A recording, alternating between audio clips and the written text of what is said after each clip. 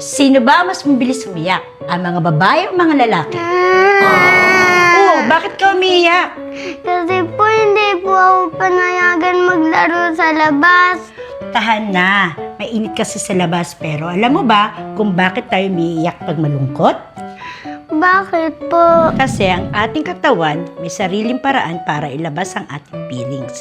Feelings like joy, anger, sadness, fear at pain. Kung ano man feeling sa puso natin, pinapadala nito ang signal sa ating utak. At ang utak, sinasabi sa mata na okay lang, ilabas mo yan. Kaya nagkakaroon tayo ng tears. Wow, totoo po yun?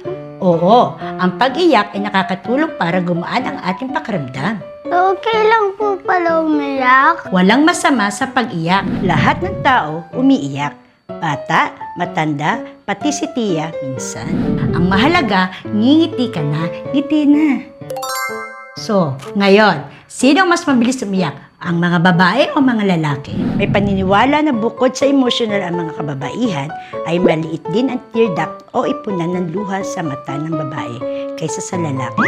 Kaya, mas mabilis na umiiyak ang mga babae kaysa sa lalaki. Agree ba kayo? O di ba? Learning is fun!